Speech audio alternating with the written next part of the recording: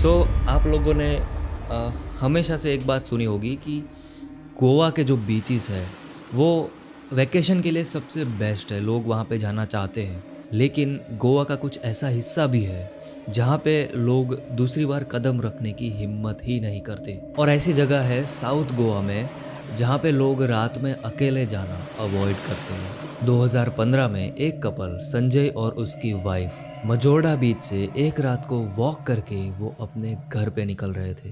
रास्ता पुराना था, जाना पहचाना भी था, वो लोग कई बार उस रास्ते से गुजरे थे, लेकिन आज की रात कुछ अलग था। रात का सन्नाटा, पूरी तरीके से सुनसान सा बीच और साथ ही में एक भयानक सा टूटा फूटा घर जिसके आसपास से वो लोग डेली गुजरते थे। वो घर बहुत ही खंडर जैसा था, उसमें कोई रहता नहीं था और कई सालों से ऐसे ही बंद पड़ा था। लेकिन उस रात को उस घर के अंदर लाइट जल रही थी और उसके बाद में जो चीज़ उस घर से बाहर आई उसको देख के इन दोनों के रोंगटे खड़े हो गए।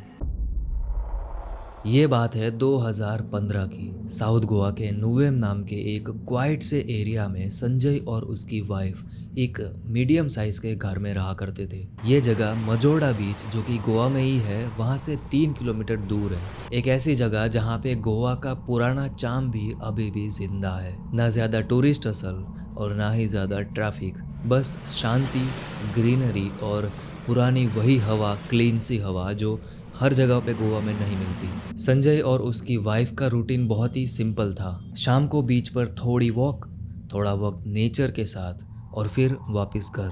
लेकिन बीच से घर तक का जो रास्ता था उसमें एक स्ट्रेच ऐसा भी था जो हमेशा से उनके लिए थोड़ा अनकंफर्टेबल रहा था। मजोड़ा बीच के करीब 1.5 किलोमीटर के बाद में एक डेजर्टेड पैच था। दोनों तरफ पैडी फील्ड्स, कोई स्ट्रीट लाइट भी नहीं थी, पूरी तरीके से डार्कनेस। और रास्ते के बीच में एक पुराना, ऑलमोस्ट गिर चुका घर था जिसके बारे में किसी ने भी आज तक कुछ भी नहीं बोला। ना कभी उस घर में रहने वाला कभी दिखा और ना ही कभी कोई एक्टिविटी। संजय ने बस ये सुना था कि वो घर बहुत सालों से बंद पड़ा है। वैसे तो वो दोनों कभी उस जगह से रात में नहीं गुजरते, लेकिन उस दिन कुछ अलग हुआ। शाम थोड़ी सी लंबी हो गई। मजोड़ा बीच पे वेव्स को देखते देखते वक्त का पता ही नहीं चला। सन ऑलरेडी सेट हो चुका था एंड आसमान डीप ब्लू से ऑलमोस्ट ब्लैक में बदल रहा था। मतलब ऑलमोस्ट शाम होने ही वाली थी। बीच से निकलते वक्त संजय ने अपने घड़ी में देखा तो 7:45 हो रहा था। दोनों ने ये डिसाइड किया कि वो लोग टैक्सी लेने के बदले वॉक करके ही घर तक चलेंगे। और बस वही उन लोगों का सबसे बुरा डिसीजन था। रास्ता जैसे जैसे आगे बढ़ने लगा, हवा ज़्यादा ठंडी लगने लगी। संजय ने नोटिस किया कि उस डेजर्टेड स्ट्रेच पर एक भी लाइट्स नहीं थी, सिर्फ उनके स्टेप्स की आवाज़ और दूर कहीं कुत्ते के भौंकने की आवाज़। वो पुराना टूटा फूटा सा घर जो था वो सामने नज़दीक आने लगा था। वैसे तो संजय उस घर पर ध्यान नहीं देता, पर आज उनकी नज़र उसी घर पे अटक गई थी। And then he saw it, something really bizarre. घर के अंदर एक लाइट जल रही थी, dim, almost yellow white sea light, जैसे कोई पुरानी टेबल लैंप हो। वो शॉक में रुक गया। उसने हल्की आवाज़ में उसकी वाइफ को बोला, पहली बार इस घर में उसने लाइट जलती हुई देखी है। और तभी उस घर के गेट से एक लड़की बाहर निकली, medium height, simple salwar kameez और एक ऐसी मुस्कुराहट जो किसी को भी एक जगह पे फ्रीज करवा दे। संजय बस देखता ही रह गया। वो लड़की 1 सेकंड के लिए रुकी और सीधा संजय के सामने देख के उसके सामने मुस्कुराने लगी।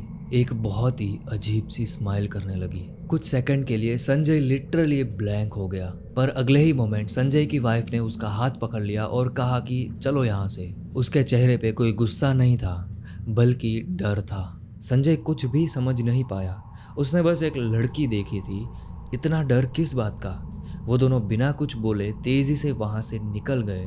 संजय का माइंड अभी भी उस लड़की की मुस्कुराहट में उलझा हुआ था, पर उसकी वाइफ का चेहरा कुछ और ही कह रहा था। जब तक वो लोग घर पे पहुंचे, पूरे रास्ते दोनों में से कोई भी कुछ भी नहीं बोला। चल तो काफी जल्दी रहे थे, लेकिन जुबान दोनों की बंद थी। संजय अंदर ही अंदर सोच रहा था कि वाइफ कुछ बोलेगी अब, पक्का लेक्चर मिलेगा, क्योंकि उसने एक लड़की को देखा और वो लड़की उसके सामने मुस्कुरा रही थी। शायद संजय उसको जानता होगा, ऐसा उसकी बीवी को लगेगा।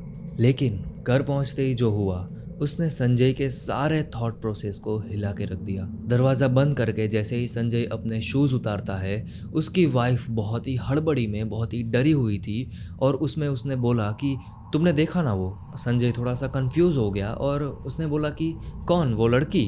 वाइफ ने उसका चेहरा देखा और वो काफ़ी ज़्यादा डर गई। उसने कहा कि लड़की? संजय, मैं तो किसी लड़की की बात कर ही नहीं रही।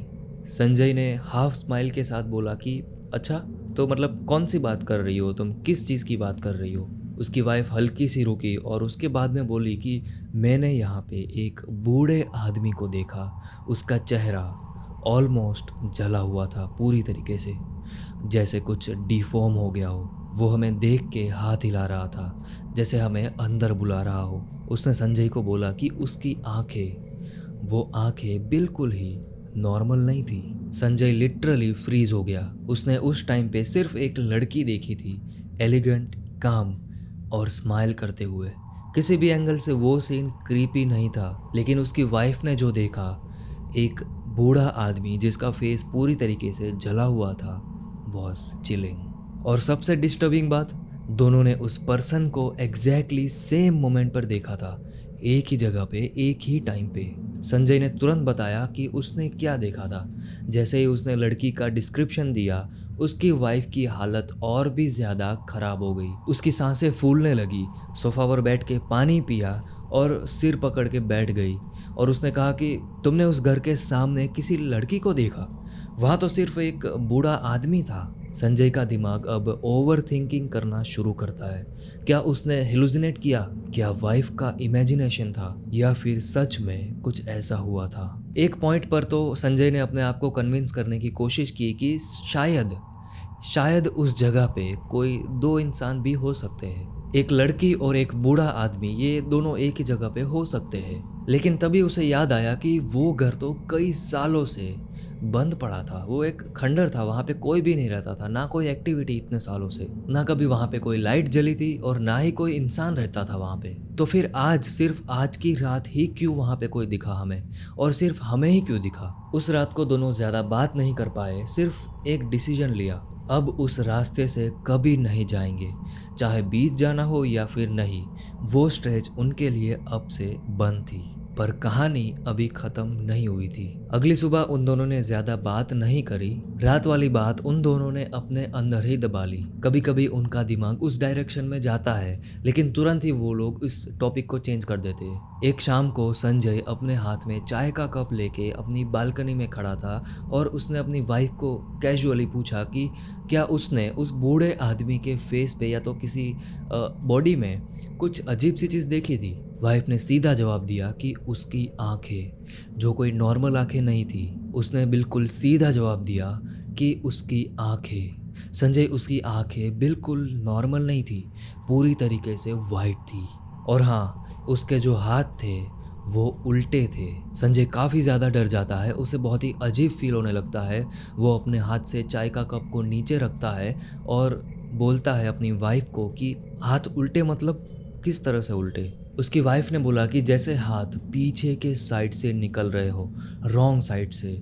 और जब उसने हाथ हिलाए तो वो मोशन बिल्कुल ही अननेचुरल था, जैसे कोई इंसान नॉर्मली मूव नहीं करता। इतना ज़्यादा डिटेल में उसकी वाइफ ने पहले कभी नहीं बताया था, अब बताया उसने 3 दिन बाद। और सबसे क्रीपीएस्ट पार्ट, संजय अब भी कंफर्म नहीं कर पा रहा था कि उसने जो देखा था वहाँ पे वो जिंदा इंसान था भी या नहीं, क्योंकि उस लड़की की स्माइल थोड़ी सी ज़्यादा ही परफेक्ट थी, जैसे एक फिक्स्ड एक्सप्रेशन हो, जैसे कोई मास्क पहना हो। उस रात दोनों ने डिसाइड किया कि वो रास्ता अवॉइड करना इनफ नहीं, उस पुरानी सी हवेली के बारे में थोड़ा सा बैकग्राउंड चेक भी करना चाहिए। नेक्स्ट डे संजय एक लोकल चाय टपरी पे गया। वो वही जगह थी जहाँ पे लोग ऐसे मिलते हैं, गप्पे मारते हैं, बातें करते हैं। उसने कैजुअली बात घुमा के पूछा कि वो नुवेम रोड के पास में एक पुरानी सी हवेली है, टूटी फूटी सी, काफ़ी टाइम से खाली पड़ी है, उसके बारे में कुछ पता है क्या आप लोगों को? वहाँ पे एक अंकल थे जिसकी मूंछें काफ़ी ज़्यादा घनी थी, और वो थोड़ा सा रुके और उसके बाद में बोले, कौन सा घर? वो पैडी फील्ड के बीच वाला? संजय ने हाँ में हाँ मिलाई। अंकल ने थोड़ा आसपास देखा, फिर धीरे से बोले, बेटा उस घर के बारे में ज्यादा पूछना मत, लोग अवॉइड करते हैं उस घर को। कहा जाता है कुछ लोग वहाँ रहने आए थे, लेकिन ज्यादा दिन टिक नहीं पाए। संजय ने तुरंत ही पूछा कि क्यों? अंकल ने बस एक ही वर्ड बोला, अजीब चीजें होती है वहाँ पे। संजय ने ज्यादा प्रेशर नहीं किया उस अंकल को, लेकिन संजय के दिमाग में सिर्फ एक ही बात घूम रही थी। कुछ लोग वहाँ पे रहने के लिए आए थे, लेकिन ज़्यादा दिन तक नहीं रह पाए। अब उसे रियलाइज़ होने लगा था शायद उस रात जो हुआ वो बस एक हिलुजिनेशन नहीं था। और सबसे डिस्टर्बिंग बात ये थी कि उस घर में एक से ज़्यादा चेहरे थे, लेकिन हर किसी को अलग दिखते थे। कुछ दिनों तक संजय ने और उसकी वाइफ ने उस घर के बारे में ज़्यादा बात नहीं की। वो नॉर्मल लाइफ में वापस आ गए थे। काम, मार्केट, रिलेटिव्स के फ़ोन्स और छोटी मोटी घर की डिस्कशंस। वक्त गुजरता गया। 2016 आया, फिर 2017। गोवा में नए रिसोर्ट खुलने लगे, टूरिस्ट क्राउड बढ़ने लगा, नुवेम के आसपास भी डेवलपमेंट होने लगा।